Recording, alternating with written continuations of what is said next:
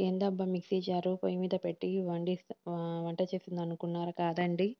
నేను mixie jar తడిగున్నప్పుడు slow మంట పెట్టి ఇలా బోర్లించి పెడతాను. దాంట్లో ఉన్న నీళ్ళన్నీ ఆరిపోయి, ఇంకా క్లాత్‌తో తుడుచుకునే అవసరం ఉండదు. ఎందుకంటే ఏదైనా పొడి వేసుకున్నప్పుడు అది నిలవ ఉండాలంటే చాలా పొడిగా ఉండాలి మిక్సీ జారు. అందుకని అలా పెట్టుకుంటానండి. ఇప్పుడు గరం మసాలా అయిపోయిందని చెప్పేసి అలా వేసుకున్నాను.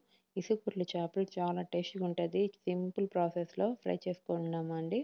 ముందుగా ధనియాల పొడి, కారం, పసుపు, అల్లం వెల్లుల్లి పేస్టు అన్నీ వేసి, గరం మసాలా అన్నీ వేసి బాగా కలిపేసి, ఇది నేనైతే బాండలీలో ఫ్రై చేయనండి. ఎందుకంటే ఈ చపాతీ గానీ, దోస పెనంలో గానీ వేసుకుంటాను. చాలా ప్లేస్ ఉంటది. చాలా బాగా ఫ్రై అవుతాయండి. ఇలా సింపుల్‌గా ఫ్రై చేసుకుంటే చాలా టేస్టీగా ఉంటది. ఇసుక పుళ్ళు చాలా బావుంటాయండి. ఇలా ఫ్రై చేసుకుంటే సింపుల్ ప్రాసెస్‌లో అందరూ ట్రై చేయండి. మీకు ఈ వీడియో నచ్చితే నా ఛానల్‌ని సబ్స్క్రైబ్ చేసుకొని లైక్ చేయండి. చూడండి ఎంత సింపుల్‌గా ఎంత లూజ్‌గా ఉందో. అదే బాండిల్లో అయితే ఒకే సైడ్ ఉంటది.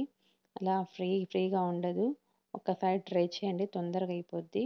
ఇంకా చాలా బాగా కూడా ఫ్రై అవుతాయండి అన్నీ విడివిడిగా.